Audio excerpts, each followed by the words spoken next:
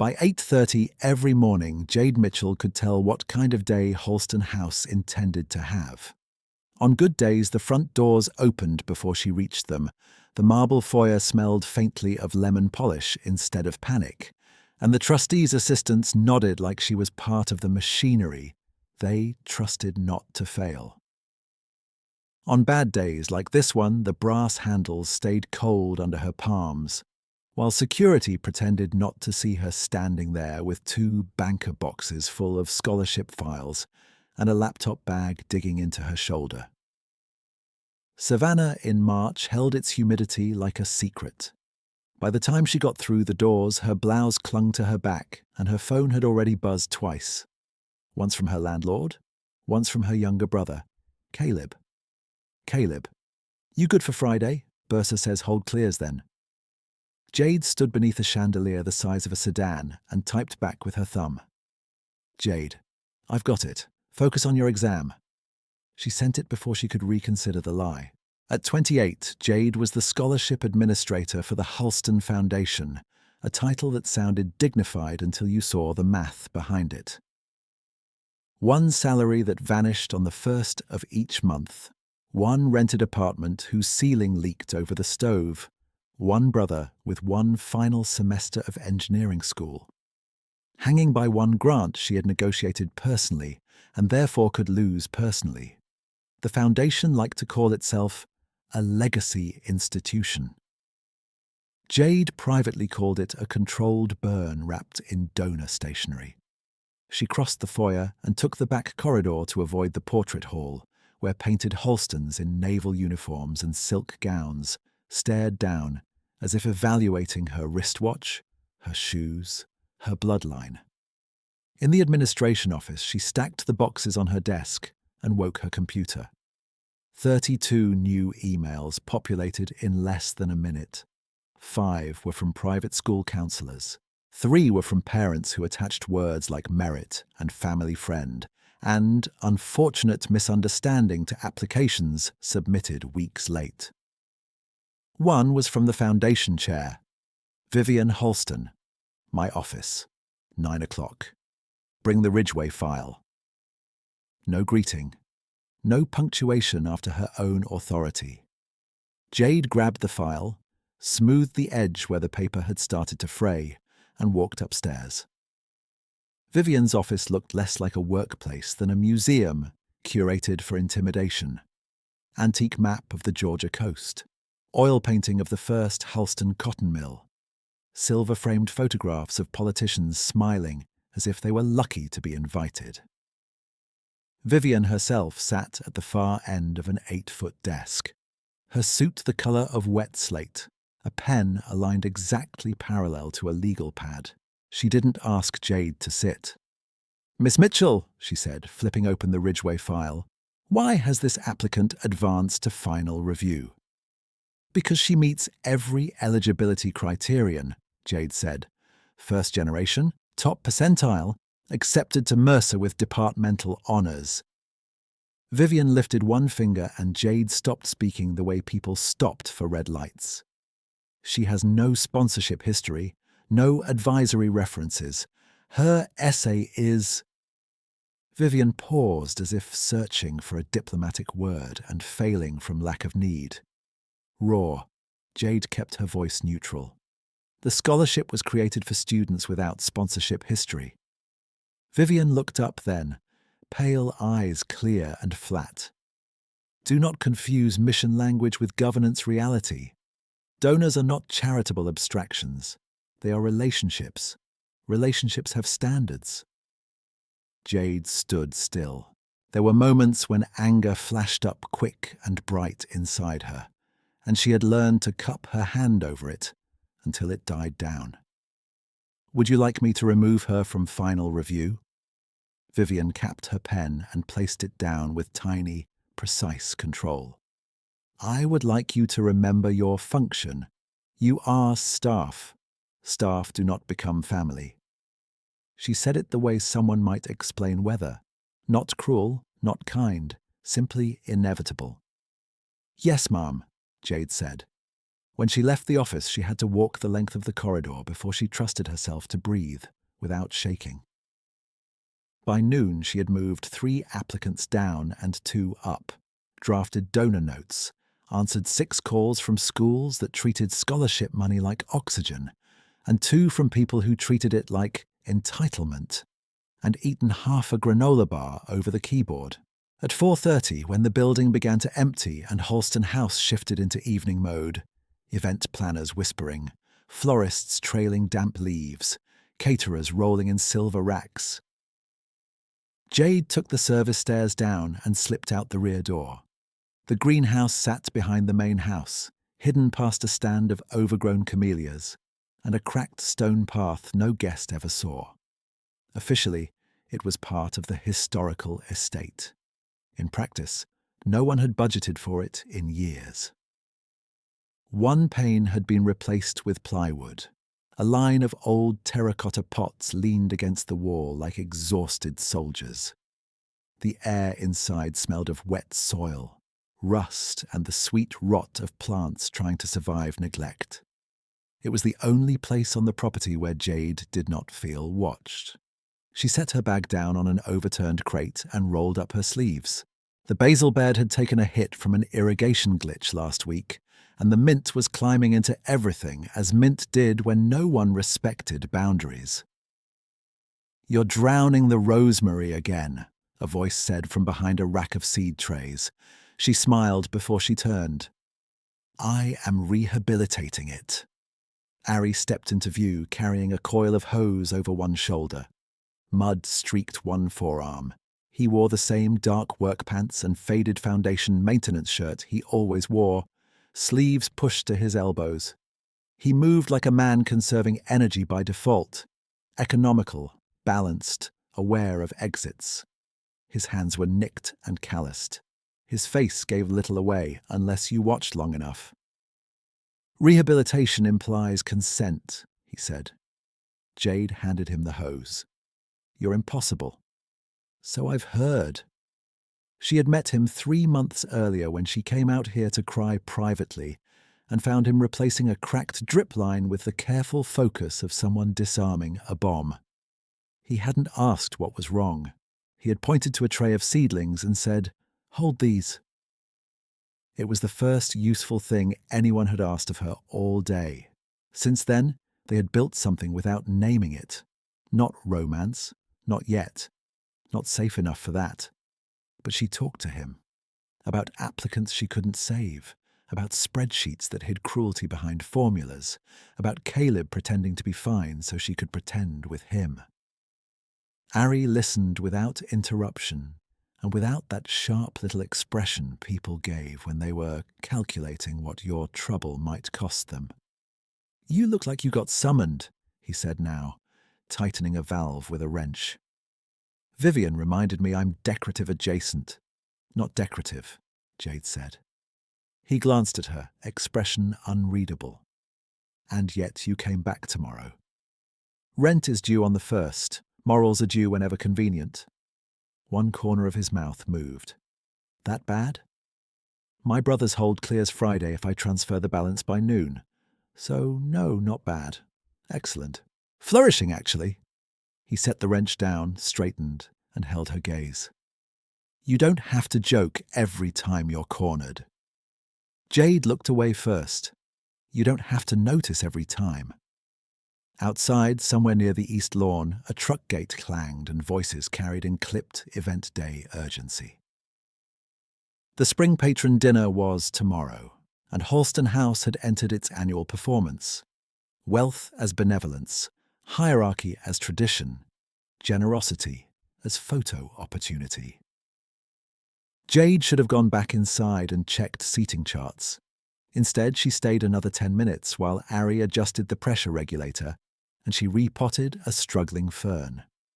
In this ruined greenhouse with humidity fogging the cracked panes and dirt under her nails, she could pretend she was a person instead of a function. That illusion did not survive the next evening. The spring patron dinner unfolded in tiers of privilege.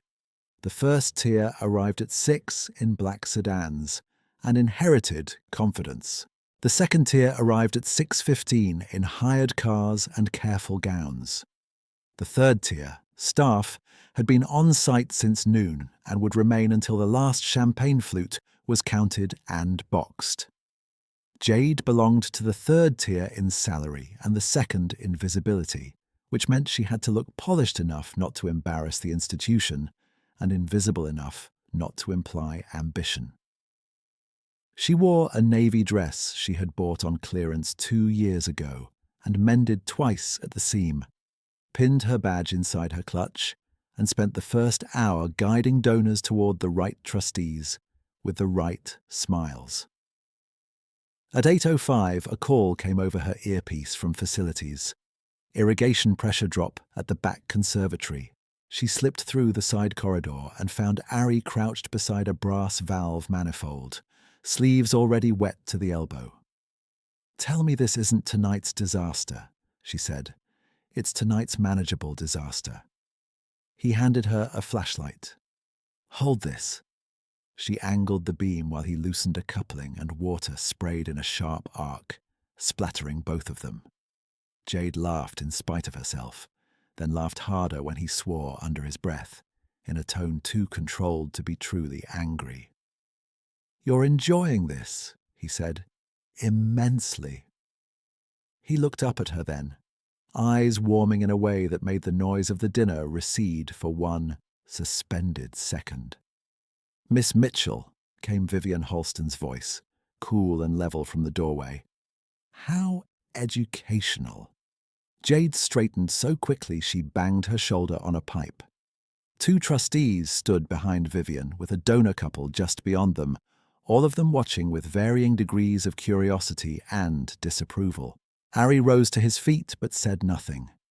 Vivian's gaze moved from the wet cuff of Jade's dress to Ari's mud-streaked shirt and back. "You are unfit for marriage into any serious family, Miss Mitchell. Do not mistake politeness for invitation." Silence dropped like a curtain. One trustee pretended to check his phone. The donor wife examined a fern as if it had spoken first. Heat surged up Jade's throat, not from guilt, but from the precision of the wound. Vivian had selected her audience, her volume, and the exact social fear to weaponize. Not scandal, not impropriety, but class trespass. Jade kept her face still. "Understood, Mrs. Halston." Vivian gave a small nod to no one in particular and turned away. "My office. 10 minutes." When she was gone, Jade realized her hands were shaking so hard the flashlight beam jittered across the wall. Ari took it gently from her. "You don't have to go alone." "Yes," she said, voice thin. "I do." Vivian did not offer her a chair this time either. When Jade entered, the older woman was standing by the window, the garden lights below reflecting in the glass like scattered coins. The sound of string music from the ballroom floated up faintly, cheerful and merciless. "You have been useful to this organization," Vivian said without turning around. "I prefer to retain useful staff." Jade waited. Vivian faced her. "My son's engagement will be announced in 6 weeks, to Senator Carlisle's daughter. The campaign requires discretion, schedule discipline, and someone who understands media management but is not herself media relevant. You will oversee it." Jade blinked once. "Your son? I was under the impression he was abroad." "You are under many impressions. This assignment supersedes scholarship operations. You will report directly to me." Jade heard the trap before Vivian set it, but hearing and escaping were separate luxuries. "If I decline?" Jade asked. Vivian folded her hands. "Then your employment ends tonight. And because your position currently authorizes the Mitchell tuition grant exception, that grant returns to standard review until replacement signatures are in place. Review may take months." Caleb's text from that morning flashed in Jade's mind. "You good for Friday?" Followed by the reality of a registrar's office that did not care about family emergencies, dignity or moral victories. Tuition balances were numbers, and numbers did not negotiate. Vivian watched her in silence, giving her just enough time to feel the walls close. 6 weeks, Jade said finally. I'll need full access to calendars, communications approvals, and vendor contracts. Good, Vivian said, as if Jade had passed a test she had designed to be unwinnable. You begin tomorrow. And Miss Mitchell? Jade looked up. Control your associations. Rumor is a tax women like you cannot afford. By the time Jade left the office, the dinner had shifted into dessert and speeches. She stood in the service corridor with her back against the wall and pressed the heels of her hands into her eyes until the sparks of pain steadied her. 6 weeks. Daily in Holston House. Running an engagement campaign for an absent son she had never met to a politician's daughter she had only seen in photos. One wrong move and she lost her job. Lose the job and Caleb lost school. Lose school and years of work collapsed into one bureaucratic sentence. Account on hold. Her phone buzzed again. Caleb. Crushed thermodynamics. You were right about Chapter 7 trick question. She stared at the message until it blurred, then typed, Proud of you. In the ballroom, applause swelled for a donor speech about opening doors for deserving students. Jade went back to work because there was nothing else to do. Near midnight, after the last guest departed and staff began the ritual breakdown of borrowed elegance, Jade cut through the rear path to the greenhouse. The night air had cooled. Frogs chirped from somewhere near the drainage pond. She pushed open the warped door and found Ari at the potting bench, cleaning tools under a single hanging bulb. He looked up once and seemed to read the whole evening from her posture. Ultimatum? He asked. She laughed, a short, hard sound. Is my face that obvious? Yes. Jade set her clutch down and leaned on the bench. I've been promoted to handler for a 6-week engagement campaign, for the son no one ever sees. If I refuse, I'm unemployed, and my brother's tuition grant disappears into review. Ari's jaw tightened almost imperceptibly. They tied your family to your compliance. They tied my family to my payroll a long time ago. Tonight they just said it out loud. She studied him. Do you know anything about this son? He rinsed soil from his hands before answering. Only what everyone says, which is nothing. Which is convenient, she frowned. That sounded like a warning. He met her gaze. Then take it as one. Big announcements at Holston House are rarely about what's on the invitation. Jade waited for him to elaborate. He didn't. You always do this, she said quietly. You say half a thing like the other half is classified. Ari dried his hands on a rag. Sometimes half a thing is all I can safely give. For me, or for you. He didn't answer quickly enough. Jade looked away, suddenly exhausted. I don't have room for mysteries right now.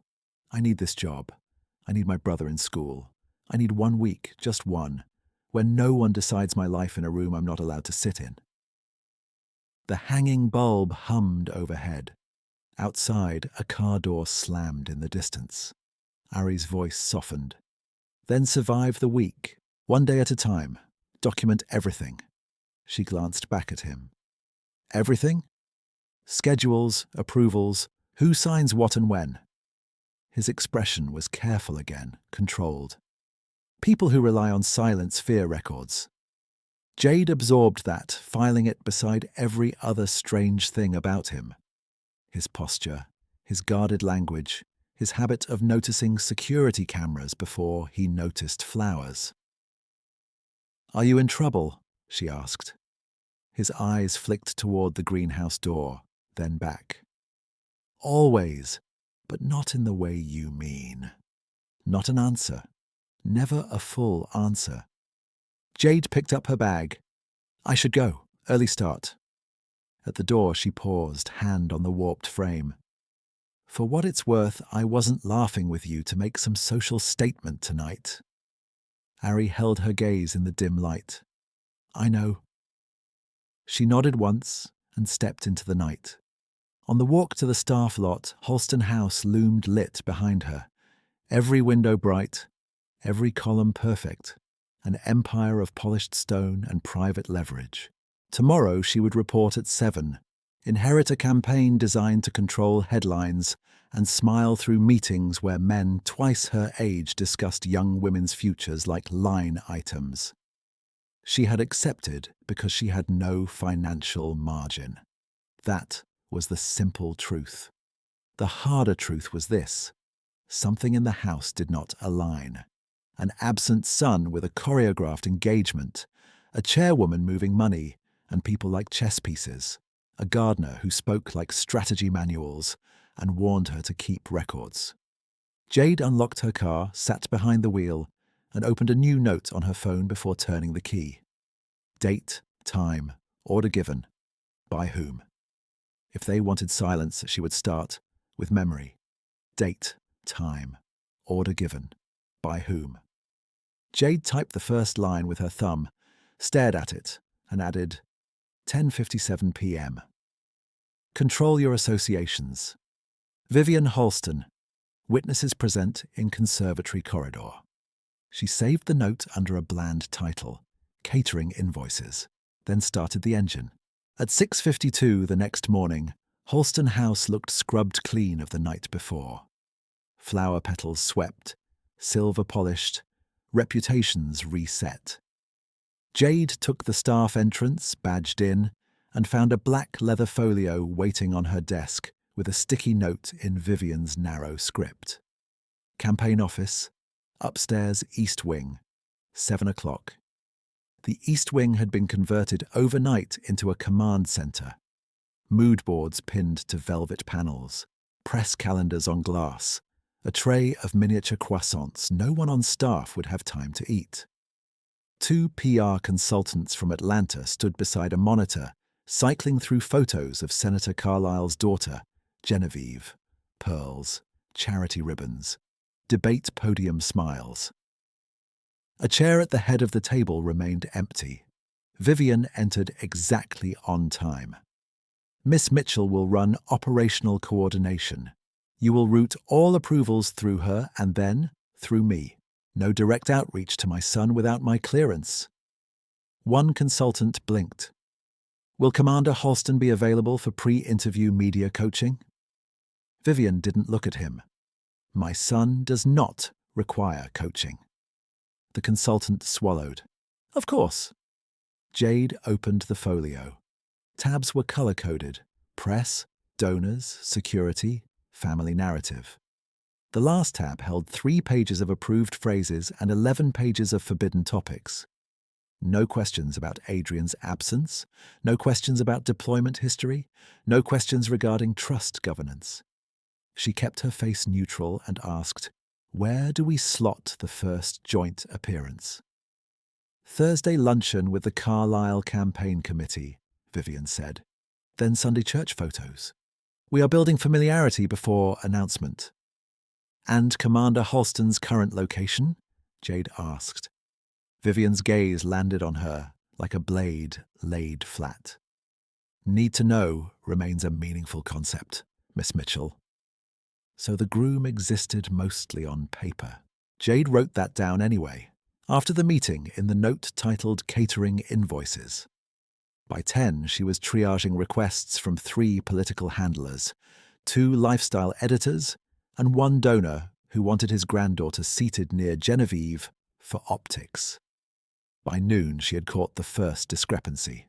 A vendor contract for floral logistics listed Bramwell Event Services, billed through the Foundation's Discretionary Development Fund. The payment history showed 3 transfers in 14 days, each just under the board's automatic audit threshold. Jade clicked into vendor records. Bramwell had no website, no business license in Chatham County, and a mailing address that mapped to a UPS store off Abercorn. She opened a second browser and checked past disbursements. Same pattern, different names, Merit Holdings, Lark Advisory, Tidewell Preservation. All paid from accounts requiring chair-only authorization. Her pulse climbed. At 1:15, she walked the printouts to finance. The deputy controller, a careful man named Donley, shut his office door before she finished the first sentence. "You didn't get those from me," he said quietly. "I got them from the system." Then the system glitched. It glitched 5 times with identical routing numbers. Donley rubbed his forehead. "Jade, please. If Mrs. Halston approved them, they're approved. That's not an answer. It's the only one I can keep my job with." She left with the printouts folded inside her planner and the exact feeling of standing on rotten floorboards. That evening, after 12 hours of campaign logistics, she cut across the rear lawn toward the greenhouse with 2 bottled waters and a headache pulsing behind her eyes. The door was ajar. Inside, Ari was kneeling by the potting bench, notebook open, pencil moving fast. He snapped it shut when he heard her. Too late. She'd seen columns of numbers and tiny symbols, arrows between account strings, dates circled in red. She set one bottle beside him. "You want to explain why your gardening notes look like forensic accounting?" Ari's hand stayed on the notebook cover. "Occupational curiosity. For irrigation? For patterns?" Jade held out her hand. "Let me see." "No." The word came out sharper than usual. He exhaled, softened his tone. "Not yet." Her laugh was brittle. "That's becoming your catchphrase." She stepped closer, lowering her voice. "I found shell contractors today. Paid from Halston discretionary accounts. Same structure, same thresholds. If I can see it in one afternoon, so can anyone with subpoena power." His eyes flicked up. "You printed records?" "Of course I printed records." "Where are they?" "Safe." "Move them." He stood, suddenly all coiled alertness. "Not your apartment, not your desk. Somewhere no one with Halston credentials can access." "Ari, Jade." He rarely used her name like that, flat and urgent. "If you're keeping evidence, you can't behave like this is an HR complaint. This is bigger." The bulb buzzed overhead. Jade searched his face, trying to match the man in front of her, the mud, the worn shirt, with the precision in his voice. "How do you know that?" she asked. He hesitated a beat too long. "Because people paying through shells aren't buying centerpieces." She should have been reassured that he believed her. Instead, she felt the old frustration flare. "You keep warning me about storms you won't name," she said. "If you want me to trust you, stop speaking in riddles." His expression closed by a fraction. "I'm trying to keep you from becoming collateral." "Then give me something real." He looked away first. "Not tonight." She took back the unopened water. "Right, not tonight." By Wednesday, every hour had teeth. At 8:03 a.m., Bursa Services at Georgia Coastal Tech emailed Caleb. "Outstanding balance unresolved. Registration hold remains active pending grant disbursement confirmation." Caleb forwarded it to Jade with one line. "Thought this was cleared." She stared at the screen until the words doubled. Then she marched upstairs and asked Vivian's assistant for 5 minutes. Vivian granted her 3. "The Mitchell grant is marked review status," Jade said, standing in front of the same 8-foot desk. "That wasn't part of our agreement." Vivian initialed a document before answering. "Everything is review status until funds are disbursed." "It was approved last month." "It is being reviewed now." Jade kept her tone measured by force. "My brother's registration hold is active today. I need this corrected." Vivian finally looked up. "Need is not a governance category." "Mrs. Halston." "Ambition without pedigree is embarrassing, Miss Mitchell." Vivian's voice stayed almost gentle. "Do not confuse temporary proximity to decision-making with entitlement to it." Jade felt heat rise, swallowed it, and said, Understood. When she reached the hallway, she opened her notes app and added 8:11 a.m. Mitchell Grant moved to review after compliance secured. Statement: need is not a governance category. At noon, her campaign budget line was frozen, pending reallocation. At 2, she lost access to one of the trust reporting folders she'd used yesterday. At 4, security changed internal door permissions, and her badge stopped opening the East Records room. Each move was administrative. Quiet. Deniable. Effective. That night, the ballroom was empty except for ladders and half-built floral arches for Saturday's charity auction.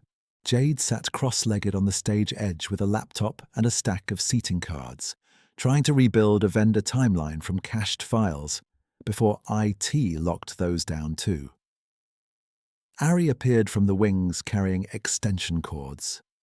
"You look like you're planning a heist," he said. "I'm planning not to get gaslit by accounting software." He set the cords down and sat on the stage below her. For a minute, neither spoke. Then Jade said, "Teach me how you keep seeing what others miss." He glanced up. "Security patterns?" She nodded. He stood, walked to the back of the ballroom and pointed. "Count cameras." She scanned. 4. 6. 2 are domes. One by the north exit has a 7-second sweep gap. He moved again. "Now doors. Which ones can be chained from inside?" She frowned, concentrating. "Service east, kitchen corridor, not west terrace." "Good. Always map exits before people fill the room." He leaned against a pillar. "Crowds make liars brave." She typed notes while he spoke. Angles, blind spots, choke points. When he finished, she looked up. "Your turn. Lesson." "My turn?" "You communicate like a briefing memo, efficient, impenetrable." She closed the laptop. "Plain version. Tell me one true thing without strategy." His jaw shifted as if the request physically hurt. Finally, "I hate formal wear." Jade stared, then laughed despite herself. "That's your vulnerable disclosure? It's true. Try again." He looked at the empty dance floor. "I don't sleep much in houses with too many windows." The humor drained from her smile. "Because?" she asked. "Because glass is only reassuring if you're not the one being watched." That one landed somewhere deep. Jade held his gaze and said quietly, "See? Plain." He nodded once, almost grateful. Her phone vibrated. A board memo had hit executive distribution lists. She opened it and felt her stomach drop. Agenda Addendum. Spring Engagement. Gala. Vote to authorize permanent proxy administration of Halston Trust by Chair Vivian Halston, due to heir's prolonged absence and continuity concerns. The engagement gala wasn't just an announcement, it was cover for a power transfer. She turned the screen toward Ari. He read it, face unreadable. "They're doing it at the same event," she said. "Public romance up front, trust control in the back room." "Not back room," he said. "Main room. They want applause to drown procedure." Jade's thoughts raced. If the proxies passed, Vivian could lock trust authority indefinitely, legitimize every approved transfer, and sideline anyone who objected as destabilizing family unity. She looked at Ari. "If I push this, I could lose everything." His answer came low. "If you don't, you lose it slower." Saturday night arrived lacquered in silk and soft jazz. The charity auction drew 300 guests. Donors in black tie, councilmen with camera-ready spouses, trustees performing ease. Jade moved through them with an earpiece and a tablet, routing bids, checking microphones, correcting place cards when ego outranked alphabet. At 9:17 p.m., as the auctioneer teased a weekend villa package and paddles lifted in practiced competition, the lights over the South Truss flickered once, twice, then went out. A crack like a rifle shot came from above the stage. Sparks rained from a lighting rig. Someone screamed, "Fire!" and panic moved faster than smoke. People surged toward the main doors, heels slipping on polished floors, chairs toppling. A server dropped a tray, glass shattered. Someone fell. Jade's training was donor protocol, not mass evacuation. She grabbed the nearest microphone and said, "Please move calmly to marked exits." But feedback shrieked and drowned her out. Then a voice cut through the room, amplified without a mic, hard with command. "Stop pushing. East and west exits now. Staff to aisle control. You—" Ari was already on the stage, jacket off, pointing with precise authority. "Clear that bottleneck. Keep the center lane open. Mobility assistance to my left." People obeyed before they processed why. He moved like this was muscle memory written under his skin. Triaging choke points, redirecting flow, lifting a fallen trustee one-handed, handing her to two servers, scanning ceiling load and crowd density in the same glance. His calm was not soothing. It was operational. Jade found herself following his directions automatically, pulling stanchions, opening the side corridor, shouting counts to security. Within 4 minutes, the ballroom was half empty. Within 7, nearly clear. Fire alarms finally engaged. Outside on the gravel drive, red lights strobed across oak trunks as Savannah Fire and police units rolled in. An officer jogged toward Ari, who was coordinating head counts with house security. The officer stopped, straightened reflexively, and said, "Commander Adrian Holston, sir. We've got Engine 1 on suppression. Need your scene brief." Jade went still. Not Ari. "Adrian. Holston, sir." Around them, guests coughed and clutched shawls and filmed discreetly on phones. Vivian stood near the fountain, immaculate, one gloved hand on Genevieve Carlisle's elbow like she was anchoring a photo op through disaster. Her eyes found Jade across the chaos, cold, assessing, almost bored. Adrian turned at the sound of his name. For a second, his face, Ari's face, opened with something like resignation. Jade felt the world tilt, not because the facts were impossible, but because suddenly every half answer had a shape. "You always do this." "Not yet. I'm trying to keep you from becoming collateral." She laughed once under her breath, disbelieving and hurt in equal measure. When the immediate danger passed and medics finished checking minor injuries, Adrian crossed the drive toward her. He'd borrowed a suit jacket from somewhere. It fit too well. Mud and anonymity were gone. In their place, bearing, history, rank. Jade? No. She held up a hand. "Don't start with damage control language, just no." His throat worked once. "You deserve the truth." "I deserved it 3 months ago." He accepted that without flinching. "My name is Adrian Holston, former Naval Intelligence. I came back 6 months ago after a classified operation and stayed off record to investigate internal theft inside the Trust and Foundation. If I appeared as myself, anyone involved would bury everything before we could map it." She stared at him. So the gardener was surveillance. The gardener was access and cover. He took a breath. "You were never a target." "Great, I was collateral with feelings." His eyes closed briefly, then opened. "I didn't stay in disguise to test you. I stayed because I didn't know how to be a person in this house except as an asset. You were the first person who talked to me like neither myth nor leverage." The words hit exactly where she wished they wouldn't. Before she could answer, Vivian's assistant approached with brittle politeness. "Miss Mitchell, Mrs. Holston requests you in the library. Immediately." Of course she did. The library smelled of leather and extinguished candles. Outside the tall windows, emergency lights still flashed across the lawn. Vivian stood by the fireplace, untouched by smoke, panic, or revelation.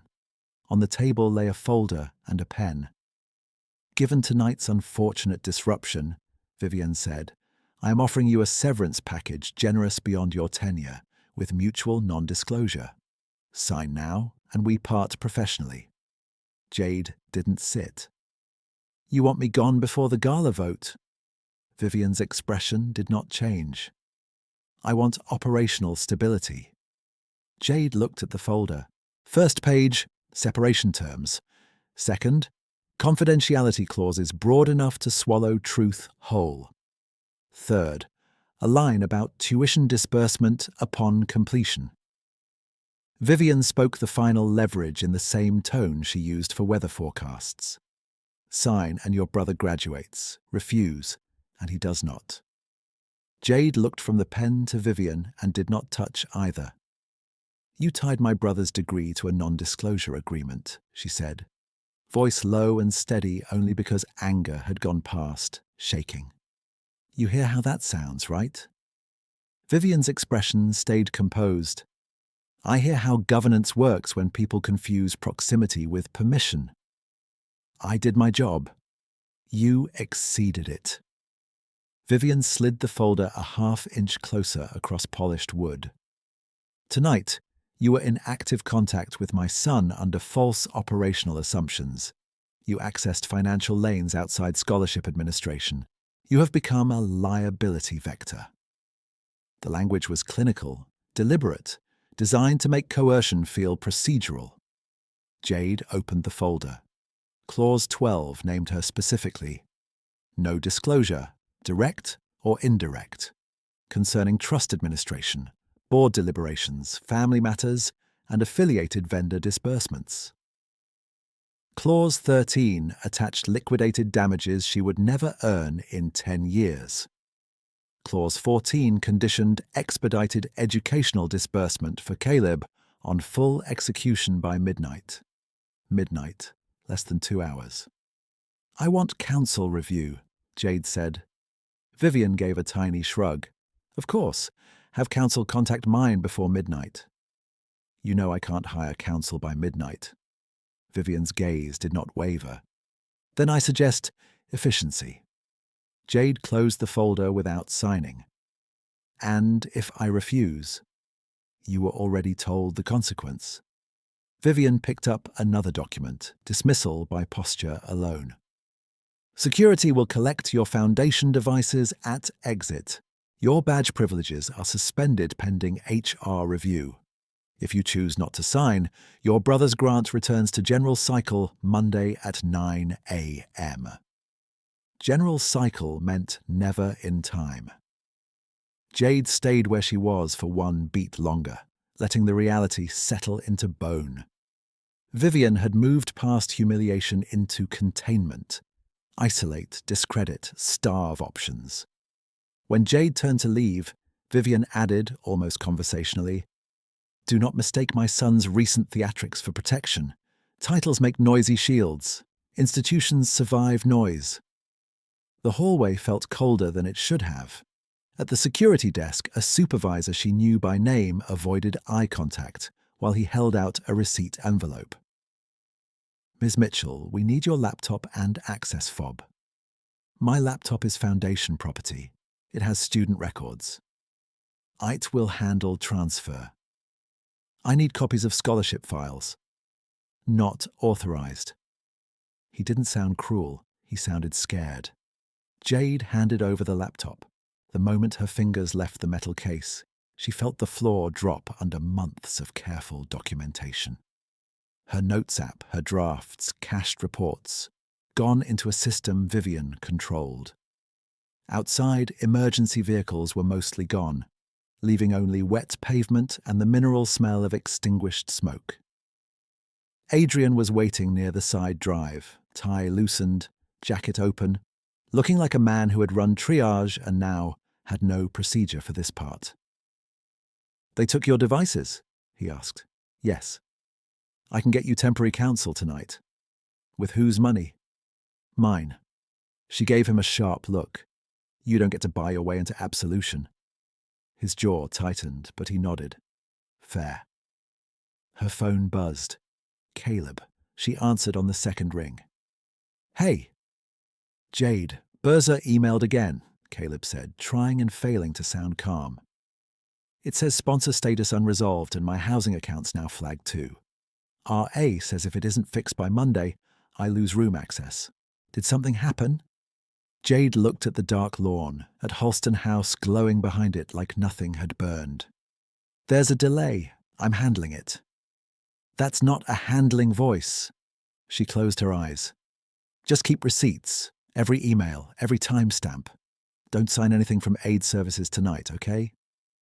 Pause. Okay. Jade, are we in trouble? The truthful answer would have cracked him open before exams. No, she lied. We're in paperwork. When she hung up, Adrian had turned away to give her privacy. She hated him for that small kindness because it made leaving harder. Midnight deadline? He asked without looking at her. She nodded. Don't sign. She almost laughed. Easy for someone with a trust.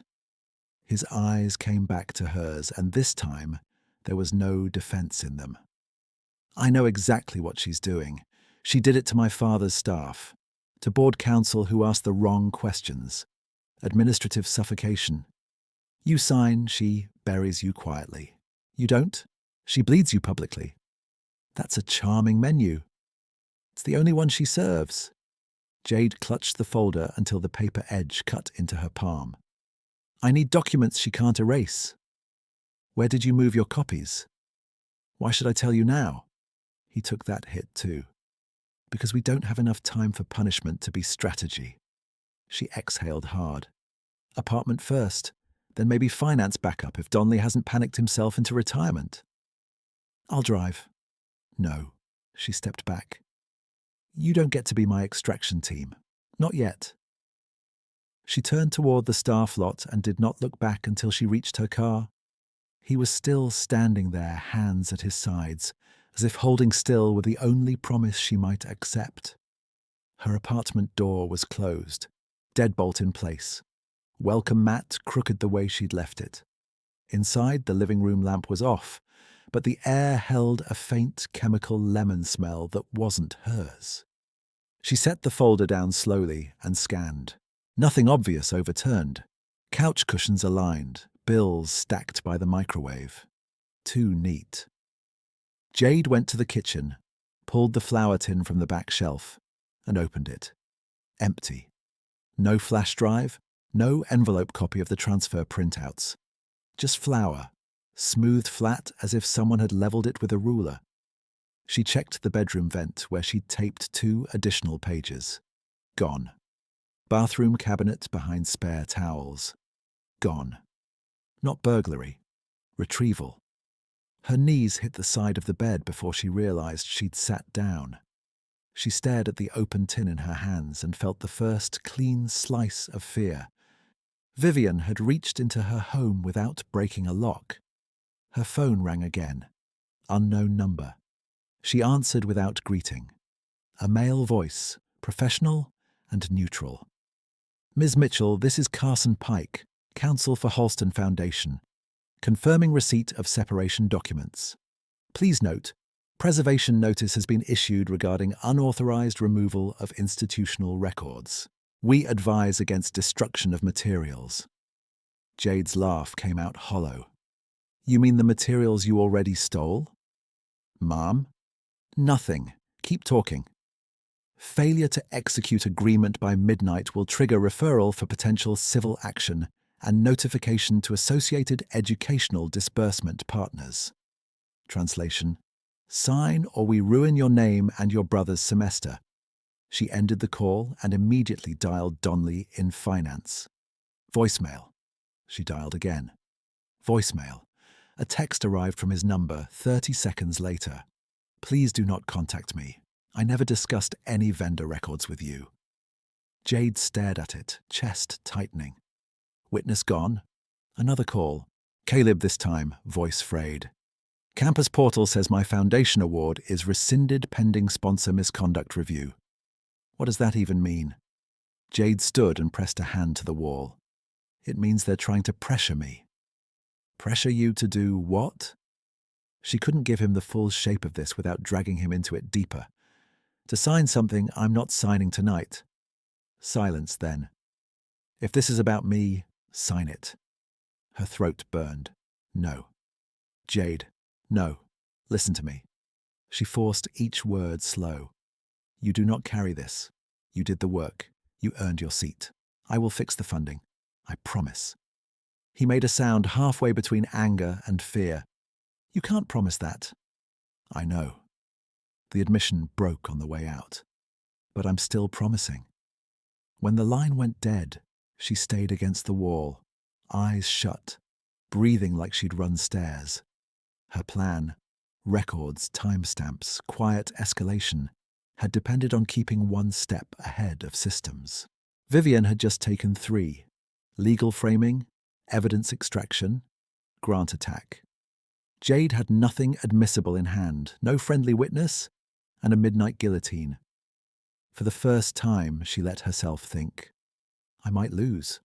Not job, not prestige she never had. Caleb's semester, his housing, his belief that hard work changed outcomes. There was a knock at her door. She opened it to Adrian and almost closed it again, then didn't. I didn't come in, he said quickly. I stayed in the car until your landlord left. My landlord? He was here 20 minutes ago with a man from maintenance. There was no work order. So he had watched her home get breached and still waited for permission. It made something in her chest hurt worse. They took everything, she said flatly. Drive, printouts, all backups. He nodded once like he had expected it and still hated hearing it. Then we billed from different sources. Donnelly recanted. Of course he did. Council called. They're setting me up as the records thief. Adrian looked down the hallway, then back. May I come in? After a beat, she stepped aside. Inside, he didn't sit. He stood by the counter, hands braced on the edge like he needed an object to keep from splintering. She's not improvising, he said. She's running her standard containment sequence. You keep saying that like this is weather. It's not weather, his voice cracked at the edges for the first time. It's training. Jade watched him carefully. Whose? Mine, he swallowed. And hers. He stared at the flour tin on the counter, empty and accusatory. When I was 16, he said, my father had a chief of staff named Lena Ortiz. She found irregular transfers through a maritime charity arm and took concerns internal. My mother put her on a compliance sabbatical, froze references, flagged her for document handling violations. Lena lost 2 job offers before she understood what had happened. His mouth tightened. My father called it regrettable. I called it normal because I grew up in it. Jade said nothing. Adrian kept going, as if stopping would be cowardice. Years later, in intelligence, I ran source operations where trust is always asymmetrical. I told myself compartmentalization kept people safe. Then in Bahrain, we burned a civilian contact because I held back context she needed. She walked into a meeting she should never have attended. He looked up, eyes red-rimmed and furious at himself. She died because I treated truth like a controlled substance. The room went very quiet. I left Field Command after that, he said. Came home to investigate the trust theft and told myself the disguise was tactical. Maybe at first it was. Then you started talking to me like I was a person, and I still kept rationing truth because it felt safer than being known. Jade's anger softened around the edges. Not gone, but complicated by the rawness in front of her. I don't need perfect, she said quietly. I need honest in real time. He nodded once. Then real time. I'm terrified you will sign tonight because I gave you one more reason not to trust me. She leaned back against the counter, exhausted. I'm terrified I won't sign and Caleb pays for my ethics. I can protect him financially. And hand Vivian proof I sold out to the heir. No. Adrian accepted that too. Then we need leverage she can't preempt. Jade gave a bitter smile. Got any retired federal prosecutors in your contacts? He hesitated. No. You? The question hung between them longer than it should have. Jade looked away first. Not anymore. His phone buzzed. He checked the screen, face hardening. Board emergency meeting moved to tomorrow afternoon, he said. She's accelerating the proxy vote agenda under continuity response after tonight's fire. She'll pass it before anyone can breathe. Unless someone interrupts the script in public. He stepped toward the door, then stopped. I'll get what I can from my own channels by morning. Independent bank pulls, old trust bylaws, anything still outside her council lock. At the threshold, he turned back, stripped of rank and certainty. I am sorry, he said. Not as strategy, as fact.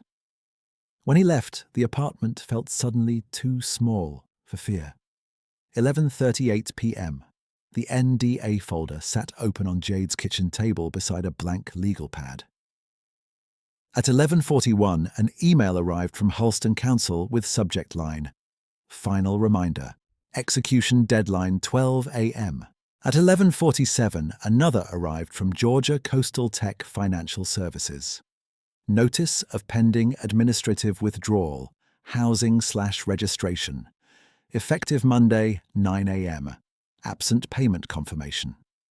Jade read it twice, then once more out loud as if voice might change text. At 11:53, Vivian called. Jade answered on speaker and did not say hello. Vivian's tone was silk over steel. I assume you understand your window is closing. I understand exactly.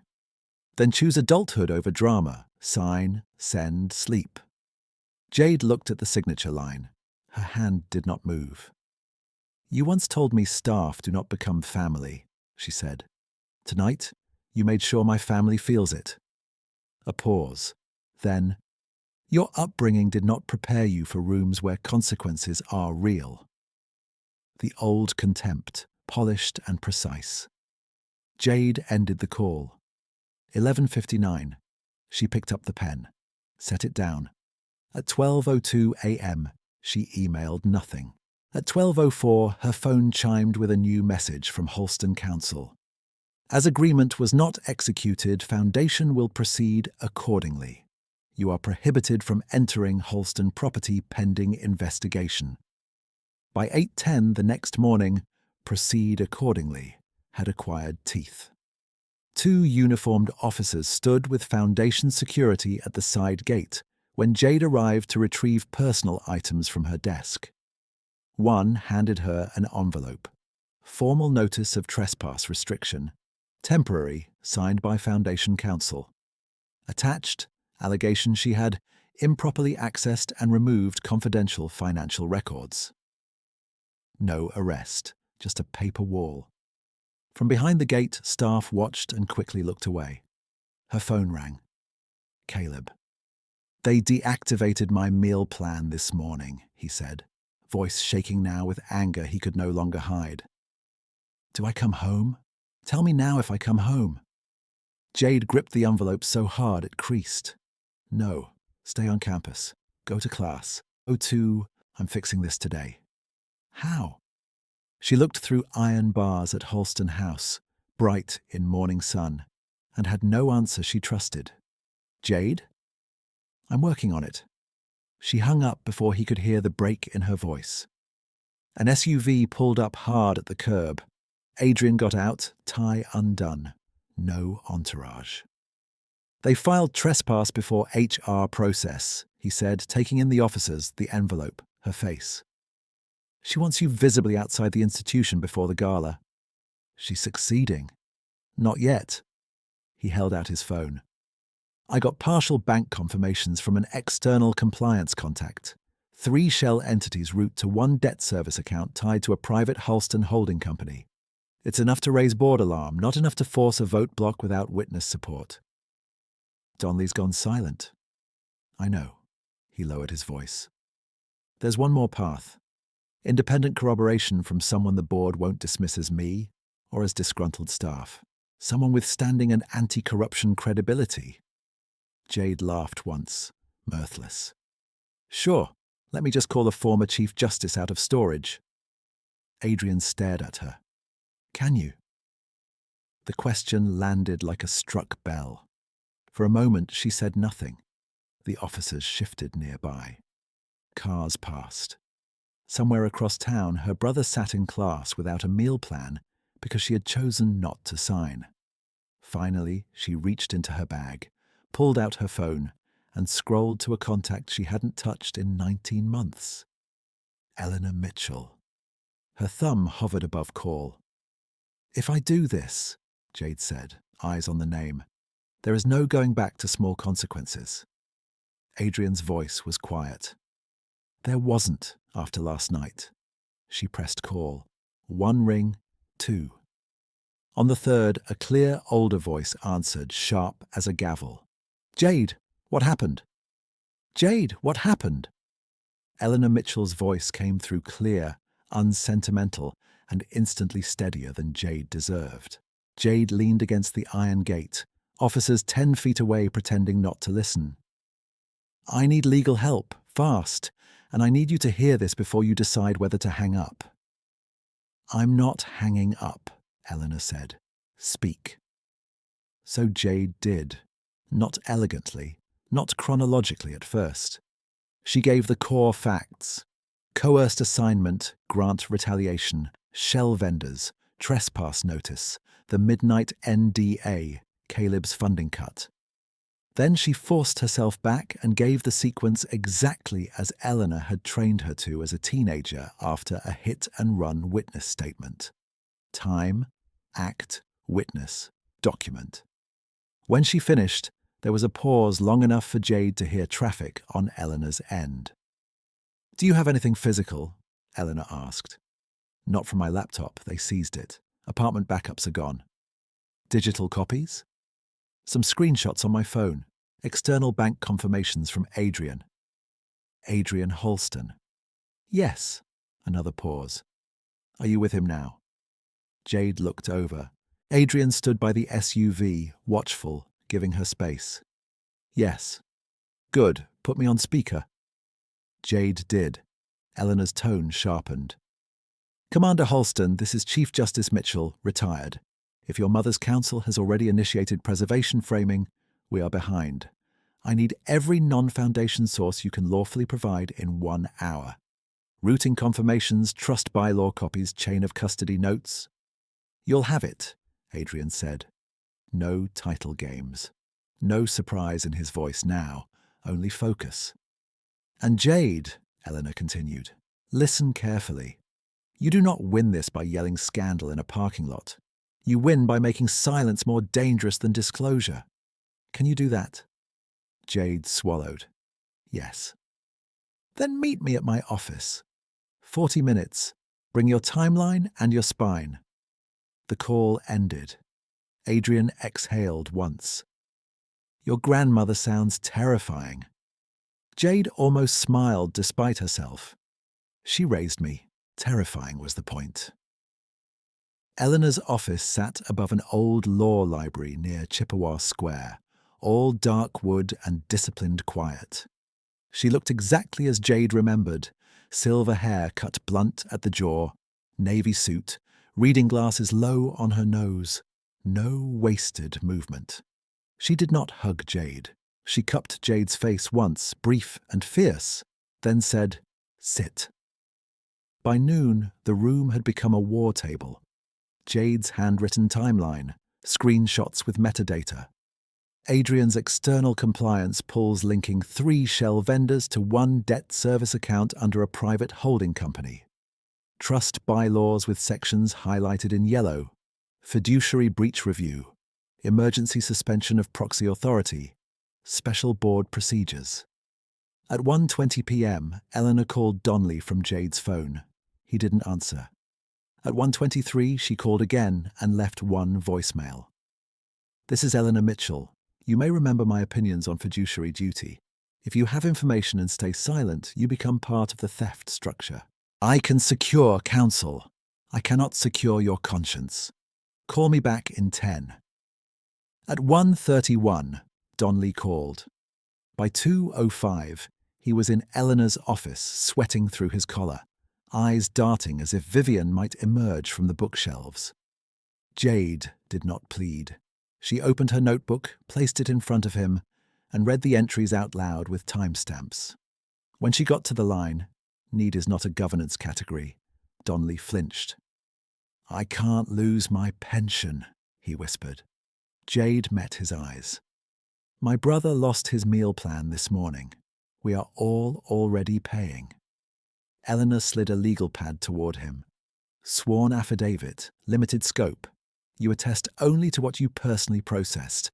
Transfer approvals, threshold splitting, authorization chains. Nothing speculative." His hand shook as he signed.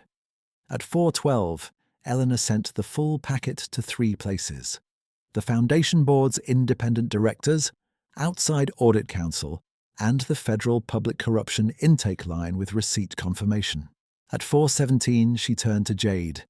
"Now, you go where they least want you visible." "The gala," Jade said. Eleanor nodded. "And when they insult you, and they will, you stay factual. Let them perform status. You perform evidence." The engagement gala glittered like a lie that had practiced. Crystal lights over white peonies. String quartet near the staircase. A step-and-repeat wall printed with Halston-Carlyle Partnership evening in pale gold script. Guests moved in tuxedos and couture, speaking in low voices already tuned for tomorrow's society pages. At 7:04 p.m, Jade stepped through the front doors on Eleanor's arm. Murmurs moved faster than champagne service. Vivian stood near the center dais, hand on a donor's sleeve, smile fixed in place until she saw who had entered with Jade. For one breath, the smile thinned. "Chief Justice Mitchell," she said as they approached. "What an unexpected honor." Eleanor's expression did not shift. "Mrs. Halston." Vivian turned to Jade as if she were an unavoidable stain. "You are currently restricted from this property." Jade held up her phone. "Board Counsel sent a formal invitation at 6:42 p.m. to address allegations relevant to trust governance." I accepted. Vivian's eyes chilled. "Then by all means, address." At 7:30, after the staged toast between Adrian and Genevieve Carlyle that looked cordial and dead, the board secretary approached the podium. "Before evening remarks," he said, "we will move to Agenda Addendum A, Proxy Administration Authorization." Tablets lit up across trustee tables with the resolution text. Vivian rose, poised, and walked to the microphone. "In periods of uncertainty," she said, voice carrying smooth and certain, "institutions require continuity. This measure is procedural." Jade stood. Her heels sounded too loud on marble as she walked toward the stage. Every eye tracked her. Security started forward. Eleanor lifted one hand and they stopped when 2 independent directors nodded. At the foot of the steps, Vivian said into the mic, "Miss Mitchell, this is not your forum." Jade took the second microphone from a stand and faced the room. "It is now," she said. The room went still enough to hear ice settle in glasses. "I was asked to sign an NDA to stay silent about foundation disbursements," Jade said. "In exchange, my brother's tuition and housing would be restored. I refused. This morning, his aid was rescinded. Tonight you are being asked to hand permanent proxy power to the same office that conditioned student funding on personal compliance." "Unsubstantiated grievance," Vivian said calmly, "from a terminated employee under records investigation." "Then let's use substantiation," Jade replied. She tapped her phone. Around the room, trustees' tablets pinged, new documents uploaded to the shared board folder by outside counsel, timestamped 7:28 p.m. "Tab 1, Jade said. "Transfer log excerpts from March and April. 5 vendors paid just below audit trigger thresholds." "Tab 2. State registration checks. Those entities do not operate at listed addresses. Tab 3. Bank routing confirmations tying those disbursements to Harrow Debt Services, which services a private Holston holding company debt portfolio. Voices rose, sharp and overlapping. Vivian didn't look at the tablets.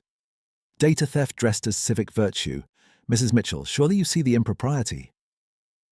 Eleanor stepped forward, but did not take the mic. I see metadata and corroboration. Vivian ignored her. Miss Mitchell lacks standing and expertise for trust analysis. Jade kept her gaze on the board. Then hear from your deputy controller. She pressed play. Donnelly's recorded affidavit filled the room, his voice thin but unmistakable. I process chair-authorized disbursements split under automatic review limits. I raised concern internally and was instructed approvals were strategic. I attest these records are true copies from Foundation systems as of... Vivian snapped. Stop this recording. No one moved. When it ended, Jade said, I also submitted my timeline with contemporaneous notes and the unsigned NDA offering educational disbursement for silence. You have that at tab 4. A trustee in the second row stood. Is this real, Vivian? Vivian turned on him with surgical contempt. What is real is opportunism. A disgruntled administrator and my estranged son coordinating theatre with a retired jurist who chose this evening for maximum humiliation. That landed. Heads turned to Eleanor. Vivian pressed the opening. And now perhaps we discuss pedigree, since Miss Mitchell has made social resentment her platform. Your upbringing did not prepare you for this room. Jade's pulse thudded once. Then she answered, voice even. My upbringing prepared me exactly for this room. She looked to Eleanor, then back to Vivian. I was raised by retired Chief Justice Eleanor Mitchell, the woman you've spent 5 years courting for anti-corruption endorsements. She reviewed this packet. At 4:12 p.m., she transmitted corroborating evidence to federal investigators and the State Attorney General's office. A sound rippled through the hall. Not shock alone, but recalculation. Vivian's composure cracked by a hairline. You concealed that relationship while employed here.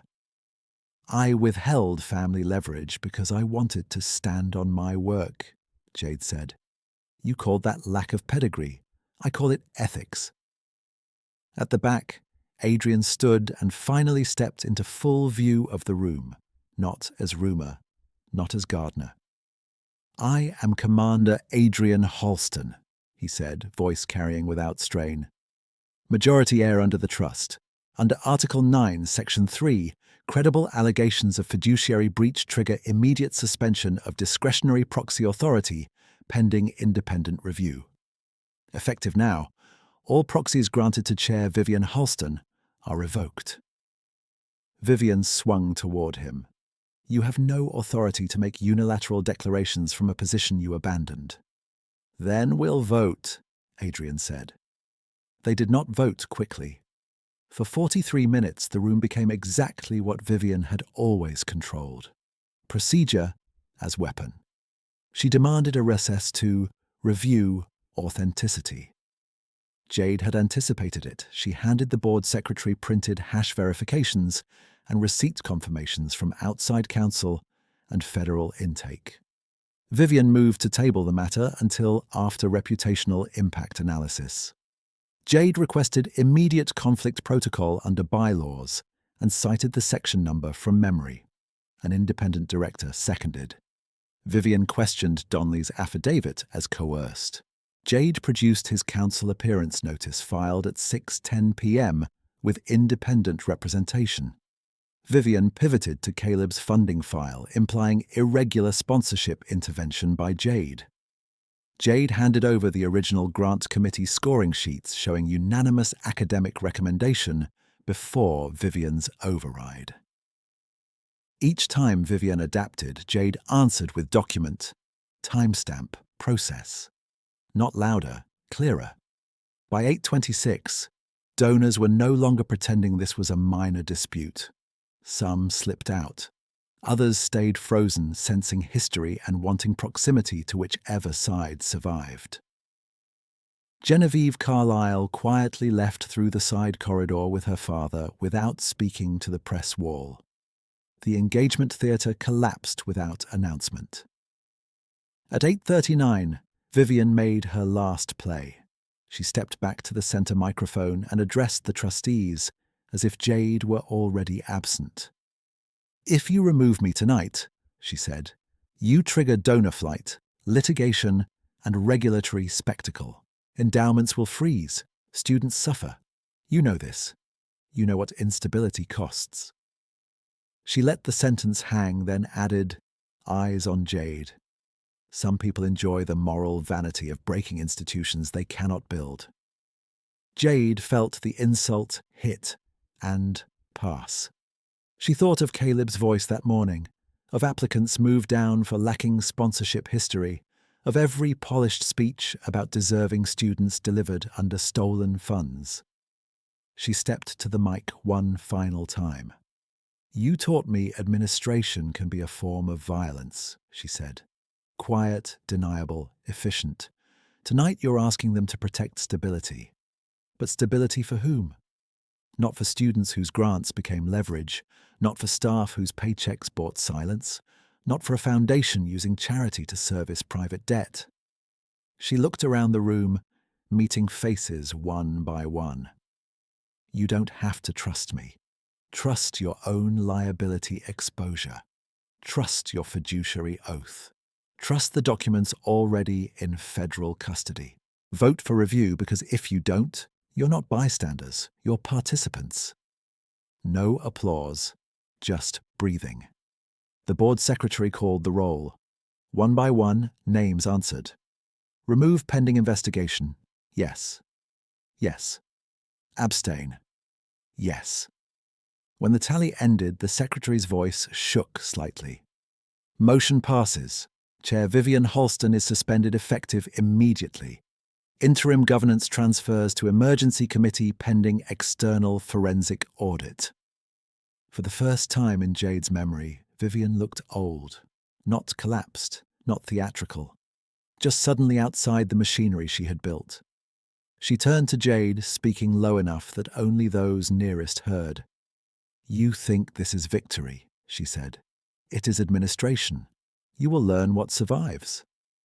Jade held her gaze. "So will you."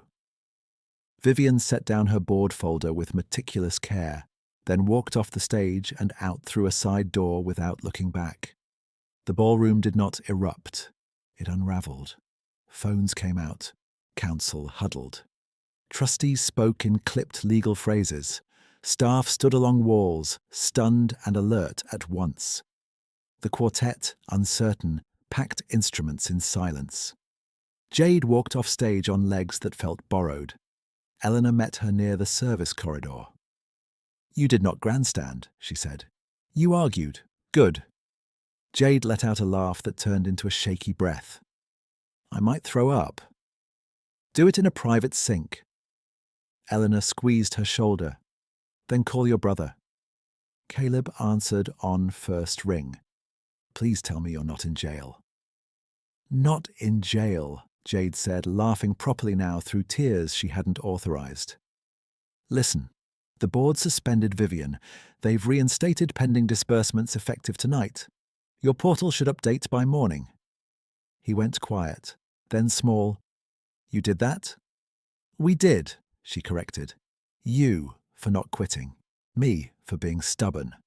A choked sound that might have been a laugh. "I can live with stubborn." When she hung up, Adrian was waiting at the end of the corridor, tie gone, sleeves rolled, looking like both versions of himself at once. "I spoke to interim council," he said. "They've issued a litigation hold and rescinded your trespass order. HR withdrawal notices are void." "Thank you," Jade said. He nodded, as if accepting the word but not reaching for more. "There will be press by the front entrance in about 6 minutes." "I know." If you want, I can run interference. She studied him. The old ache was still there, but something had shifted tonight. Not repaired, not erased, reframed by truth, chosen under pressure. I'll walk out myself, she said. He gave a small, almost proud smile. I figured you would. Outside, microphones clustered. Flashbulbs popped. A reporter shouted, "Ms. Mitchell, are you related to Chief Justice Mitchell?" Another yelled, "Did Commander Halston orchestrate this?" Jade stopped at the top of the steps, shoulders squared. "I brought evidence," she said. "The board voted on evidence. That's the story." Then she walked past them into humid savannah night, Eleanor at her left, Adrian a half step behind, but not in front. 3 months later, the new office smelled like fresh paint and coffee. It occupied a renovated municipal building 2 blocks from campus, not a manor house. Bright windows, accessible doors, no portrait hall. A glass wall displayed real-time scholarship metrics. Applications received, funds awarded, first-generation percentage, processing timelines, visible to anyone who walked in. At 8:25 a.m., Jade stood at the reception desk with a box cutter and opened a shipment of orientation folders stamped Mitchell Scholarship Office. Independent Oversight Division. The board had offered her reinstatement to her old role in donor relations language. She had declined in 6 words. "I'm not returning to the old structure." This was the counteroffer she had written herself. Independent authority, transparent auditing, protected disbursement rules, guaranteed first-generation funding floor. They had signed it. A nervous student in a thrift store blazer hovered near the doorway, clutching a folder. Jade smiled. "You can come in. We don't do intimidation architecture here." The student laughed weakly. "I'm Tasha Ridgway. I think I'm early." Jade blinked, then grinned. "You're right on time." She led Tasha into her office, offered water, and sat across from her at an ordinary table with no 8-foot desk between them. "Before we start," Jade said, "I need you to know something. No late donor call changes your ranking in this room. We score by rubric, and you can see the rubric." Tasha stared, then nodded like she didn't quite believe in rooms like this yet. By noon, Caleb texted a photo from campus cafeteria. Him holding up a tray like a trophy. Meal plan restored. Also, aced controls exam. "You're a menace." Jade texted back, "Inherited it." At 4 p.m., Eleanor arrived unannounced with 2 coffees and a newspaper folded to the metro section. The headline was plain, almost boring. "Former foundation chair indicted on fraud and misuse of charitable funds. Administrative silence," Eleanor said, setting the paper down. Her least favorite ending. Jade sat back, breathing it in without triumph. "Does it ever feel finished?" Eleanor considered. "No, it feels maintained, like a garden." Jade smiled at that. The greenhouse behind Halston House had been rebuilt, pane by pane. Not restored to museum perfection, restored to use. New irrigation lines, reinforced benches, basil thriving where rosemary once nearly drowned. The board had opened it for Scholarship Fellows Horticulture Project weekends, a decision Jade had required in the transition agreement, and defended with a 10-page memo titled, "Access is also infrastructure." On a humid evening in late October, she unlocked the greenhouse door and found Adrian inside in rolled sleeves, hands in soil, cursing quietly at a stubborn valve. "Commander Halston," she said from the doorway, "you're drowning the rosemary again." He looked up and laughed. "I was waiting for that."